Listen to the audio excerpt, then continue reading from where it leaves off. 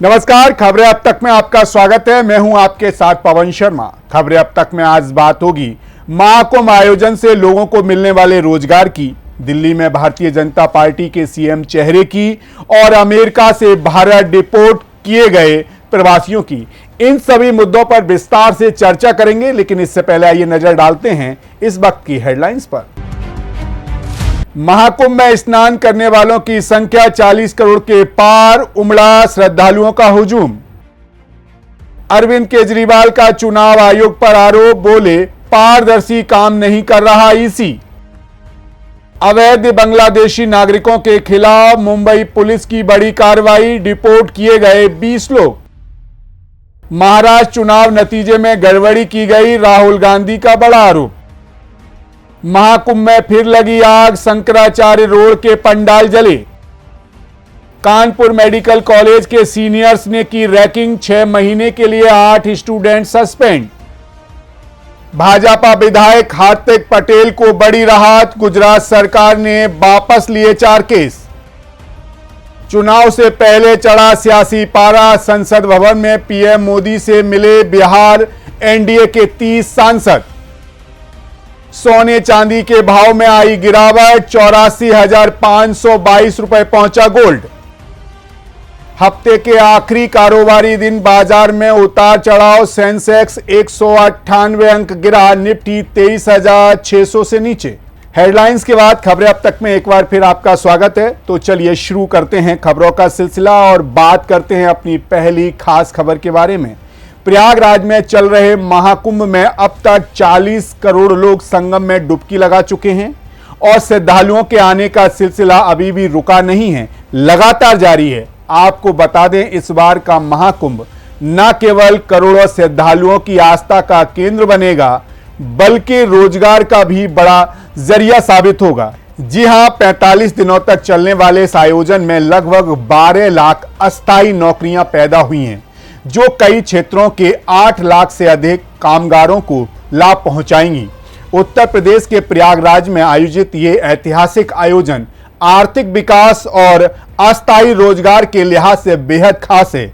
इससे न केवल प्रयागराज बल्कि आसपास के क्षेत्रों में भी व्यापार को बढ़ावा मिलेगा। महाकुंभ से 2 लाख करोड़ रुपए की आर्थिक गतिविधि उत्पन्न होने की संभावना है। उत्तर प्रदेश सरकार ने इस बार 40 करोड़ श्रद्धालुओं के आने का अनुमान लगाया था, जो इसे इतिहास का सबसे बड़ा शांतिपूर्ण आयोजन बना देगा। आपको बता दें, पर्यटन और आतिथ्य क्षेत्र में इस आयोजन से सबसे अधिक रोजगार सृजन होगा। होटल स्टाफ, टूर गाइड जैसी भूमिकाओं के जरिए लगभग 4.5 लाख लोगों को रोजगार मिल रहा है। महाकुंभ के दौरान परिवहन में भी बड़ी संख्या में रोजगार के अवसर उत्पन्न होंगे। अस्थायी चिकित्सा शिविरों में नर्स, पैरामेडिक्स और अन्य स्वास्थ्य सेवा पेशेवरों के लिए 1.5 लाख नौकरियां सृजित हो रही हैं। डिजिटल युग के इस दौर में महाकुंभ के आयोजन के लिए आईटी क्षेत्र की भूमिका अहम है। महाकुंभ के दौरान धार्मिक वस्तुओं, स्मृति चिन्हों और स्थानीय उत्पादों की मांग में बढ़ोतरी होगी। इनकी पूर्ति के लिए 1 लाख से अधिक नौकरियां खुदरा व्यापार क्षेत्र में सृजित होंगी। आपको बता दें, अब तक 40 करोड़ श्रद्धालु महाकुंभ में शामिल होकर पवित्र स्नान कर चुके हैं। इस बार का आयोजन न केवल धार्मिक और आध्यात्मिक दृष्टि से बल्कि आर्थिक और सामाजिक विकास के लिहाज से भी ऐतिहासिक साबित हो रहा है। हर बेरोजगार को रोजगार मिल रहा है, साथ ही वहां आने वाले श्रद्धालुओं को भी जरूरत की हर चीज मिलेगी। साथ ही साथ सरकार के खजाने भी भरेंगे। खैर, इसी के साथ खबरें अब तक में रुक कर लेते हैं अगली रिपोर्ट की ओर। दिल्ली विधानसभा चुनाव के लिए मतदान हो चुके हैं और कल यानी कि 8 फरवरी को नतीजे भी आ जाएंगे, जिसके बाद तस्वीर साफ हो जाएगी कि दिल्ली में एक बार फिर केजरीवाल की सरकार बनेगी या 27 साल बाद भारतीय जनता पार्टी की वापसी होगी। आपको बता दें, चुनाव के बाद आए एग्जिट पोल के नतीजे बता रहे हैं कि यहां भारतीय जनता पार्टी सरकार बनाने लायक बहुमत जुटा लेगी। करीब 2 दशक के बाद बीजेपी दिल्ली की सत्ता में वापस आती है तो उसके लिए सबसे बड़ा संकट मुख्यमंत्री चुनने का हो सकता है। बीजेपी के तमाम नेता दिल्ली में मुख्यमंत्री बनने का सपना सजोए बैठे हैं, लेकिन सभी जानते हैं कि भारतीय जनता पार्टी में पीएम नरेंद्र मोदी और गृह मंत्री अमित शाह को छोड़कर कोई नहीं जानता कि सीएम की कुर्सी किसे मिलने वाली है। लेकिन मुख्य रूप से 3 नाम ऐसे हैं जो खुद को सीएम बनने के सपने में सजोए हुए हैं, जिसमें दिल्ली भारतीय जनता पार्टी के अध्यक्ष बीरेंद्र सचदेवा, सांसद मनोज तिवारी और दिल्ली नई सीट के पूर्व मुख्यमंत्री अरविंद केजरीवाल के खिलाफ भारतीय जनता पार्टी के कैंडिडेट प्रवेश वर्मा का नाम मुख्य रूप से लिया जा सकता है। दरअसल भारतीय जनता पार्टी में संवैधानिक पद किसी को भी देने के पीछे क्या रणनीति काम आती है, इसका फार्मूला कोई भी डिकोड नहीं कर पाया है, इसीलिए सिर्फ अटकलें ही लगाई जा सकती हैं। ऐसे में आइए जानते हैं कि अगर भारतीय जनता पार्टी जीतती है तो किस आधार पर वो सीएम बनाएगी। मध्य प्रदेश, राजस्थान और महाराष्ट्र में भारतीय जनता पार्टी सरकार बनने के बाद मुख्यमंत्री के साथ 2 डिप्टी सीएम बनने तो तय हैं। भारतीय जनता पार्टी के पास एक तुरुप का पत्ता है किसी भी महिला को सीएम बनाना। महिला सीएम बनाने के लिए पार्टी के पास कई तेजतर्रार योग्य कैंडिडेट मौजूद हैं, जो भविष्य में भारतीय जनता पार्टी के लिए फायदेमंद साबित हो सकते हैं। इसमें बांसुरी सुराज, मीनाक्षी लेखी और स्मृति ईरानी का नाम लिया जा रहा है। ये तीनों ही महिलाएं काम करने वाली, योग्य और जनता के बीच लोकप्रिय हैं। इनमें से किसी को भी मुख्यमंत्री बनने से भारतीय जनता पार्टी को एक सबसे बड़ा फायदा ये होने वाला है कि दिल्ली में पंजाबी, पूर्वांचली और जाट गुर्जर की राजनीति और गुटबंदी होने की आशंका खत्म हो जाएगी। दूसरा ये कि इनमें से किसी भी समुदाय के नाराज होने का खतरा भी खत्म हो जाएगा। तीसरा, दिल्ली में महिलाएं आम आदमी पार्टी की बहुत ही बड़ी सपोर्टर रही हैं, उसका भी काट महिला सीएम के जरिए संभव हो सकेगा। आपको बता दें, भारतीय जनता पार्टी के सामने सबसे बड़ा संकट जाट, गुर्जर, पंजाबी, पूर्वांचली वोटर्स को साधने का है, क्योंकि इनमें से किसी भी समुदाय के सीएम बनने से दूसरे समुदाय को ये लगेगा कि उनकी उपेक्षा हुई है। ठीक यही स्थिति राजस्थान में भी थी। वहां भी गुर्जर, जाट और राजपूत समुदाय में से किसी को भी सीएम बनाने से किसी एक के नाराज होने का खतरा था। इसीलिए भारतीय जनता पार्टी ने एक ब्राह्मण भजनलाल शर्मा को सीएम बना दिया था। ऐसे ही कुछ महाराष्ट्र में हुआ। हालांकि देवेंद्र फडणवीस ब्राह्मण होने के साथ महाराष्ट्र के कद्दावर नेता भी हैं, जिन्होंने विधानसभा चुनाव में लीड किया था। इसीलिए दिल्ली में इतना तय है कि इन 4 समुदाय से शायद ही कोई सीएम बने। हालांकि इन समुदाय से डिप्टी सीएम जरूर बनाए जा सकते हैं। खैर, जीत किसकी होती है ये तो कल के चुनावी नतीजे बताएंगे। खैर, बढ़ते हैं अपनी अगली खास रिपोर्ट्स की ओर।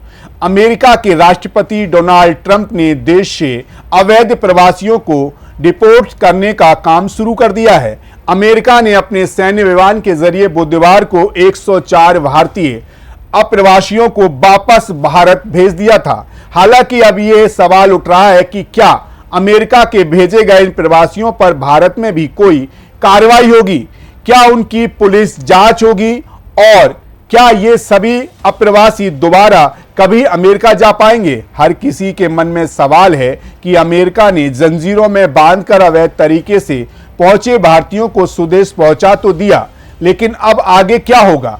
जिस तरह ट्रंप सरकार ने सेना के प्लेन में भरकर भारतीयों को अमृतसर में छोड़ा है, उससे पूरे देश में खास तौर से विपक्ष में एक आक्रोश देखा जा रहा है। अब सवाल यह है कि क्या बिना दस्तावेज वाले इन भारतीयों के खिलाफ क्या स्वदेश में भी कोई कार्रवाई होगी, क्या वो फिर कभी विदेश जा पाएंगे। अमेरिका सरकार अवैध प्रवासियों को एलियंस कह रही है। उनका कहना है कि ऐसे लोगों की पहचान की जाएगी और उन्हें देश से बाहर यानी कि डिपोर्ट कर दिया जाएगा। उधर भारत के विदेश मंत्री एस जयशंकर ने संसद में बताया कि भारत सरकार डोनाल्ड ट्रंप प्रशासन के साथ सक्रिय रूप से संपर्क में है और यह सुनिश्चित किया जा रहा है कि निर्वासित भारतीय प्रवासियों के साथ दुर्व्यवहार न किया जाए। वहीं कहा जा रहा है कि निर्वासित प्रवासियों पर तब तक कोई मुकदमा नहीं चलाया जा सकता जब तक कि उन्हें देश में किसी भी अपराध के दोषी नहीं ठहराया गया हो। वे भारत में किसी भी पासपोर्ट धोखाधड़ी में शामिल ना हों। ज्यादा से ज्यादा ये देखने के लिए उनसे पूछताछ हो सकती है कि क्या देश छोड़ने के लिए उनके दस्तावेज सही थे। अब आपके मन में यह सवाल उठ रहा होगा कि क्या वे वापस जा सकते हैं, तो आपको बता दें, जिन लोगों को अवैध प्रवासियों के तौर पर डिपोर्ट किया गया है वे वापस नहीं जा सकते। एक बार डिपोर्ट किए जाने का दाग लगने के बाद ज्यादातर देश उन्हें वीजा नहीं देंगे। अमेरिका, कनाडा, ऑस्ट्रेलिया, ब्रिटेन जैसे देश ऐसे किसी भी व्यक्ति को वीजा नहीं देंगे जिसे अवैध प्रवासी के रूप में निर्वासित किया गया हो। डिपोर्ट किया गया शख्स 10 साल तक वीजा के लिए फिर आवेदन नहीं कर सकता। अवैध एलियंस को निर्वासित किया गया है, वे कम से कम 5 साल के लिए वीजा के लिए आवेदन नहीं कर पाएंगे। हालांकि अमेरिका हाथ पैरों में बेड़ियां बांधकर लोगों को सैन्य विमान से वापस भेजना काफी गलत है। इन प्रवासियों से इतना बड़ा अपराध तो नहीं किया था कि उन्हें कैदियों की तरह वापस भेजा जाए। सभी अमेरिका में कमाने के लिए वहां गए थे। ऐसे में अमेरिका सरकार का भारतीयों के प्रति यह व्यवहार काफी गलत है, जिस पर भारत सरकार को विचार करने की जरूरत है। खैर, जाते जाते आपको और अहम मुद्दे से रूबरू करा देते हैं। देश की राजधानी दिल्ली में विधानसभा की सभी 70 सीटों पर 5 फरवरी को वोट डाले गए। दिल्ली के 1.5 करोड़ से ज्यादा मतदाता अपने अपने वोट के जरिए दिल्ली की अगली सरकार को चुनेंगे। ये फैसला करेंगे कि वह दिल्ली का अगला मुख्यमंत्री किसे बनाना चाहते हैं। हालांकि दिल्ली के मतदाताओं ने किसे जनादेश दिया है, इसका खुलासा तो 8 फरवरी को मतगणना के बाद ही हो पाएगा। लेकिन एक बात बिल्कुल साफ है कि देश की राजधानी दिल्ली से निकले जनादेश की गूंज बहुत दूर तक सुनाई देगी। कहने को तो यह भी कहा जा सकता है कि दिल्ली एक पूर्ण राज्य भी नहीं है और केवल 70 विधायकों वाली विधानसभा का असर राष्ट्रीय राजनीति पर भला कैसे पड़ सकता है। लेकिन यह तर्क अपने आप में पूरी तरह से गलत और बेईमानी है। दिल्ली में वैसे तो मुख्य मुकाबला आम आदमी पार्टी और भारतीय जनता पार्टी का ही माना जा रहा है, लेकिन अपने राजनीतिक अस्तित्व की लड़ाई लड़ रही कांग्रेस ने कई विधानसभा सीटों पर चुनावी लड़ाई को त्रिकोणीय बना दिया था। इंडिया गठबंधन के बिखरने की आशंका से डरे हुए कांग्रेस आला कमान ने चुनाव प्रचार अभियान की शुरुआती दौर में थोड़ी हिचक जरूर दिखाई, लेकिन बाद में राहुल गांधी, प्रियंका गांधी और मल्लिकार्जुन खड़गे से लेकर कांग्रेस के तमाम बड़े नेताओं ने जिस अंदाज में चुनावी रैलियां की, रोड शो किए, उससे दिल्ली की चुनावी लड़ाई को काफी दिलचस्प बना दिया गया। दिल्ली के विधानसभा चुनाव में भारतीय जनता पार्टी को पहले कांग्रेस ने लगातार 3 बार हराया और उसके बाद आप भी लगातार 3 बार हरा चुकी है। दिल्ली की चुनावी रेस में तीसरे नंबर की पार्टी माने जाने वाली कांग्रेस इस बार सरकार बनाने से ज्यादा किंग मेकर के रूप में उभरना चाहती है।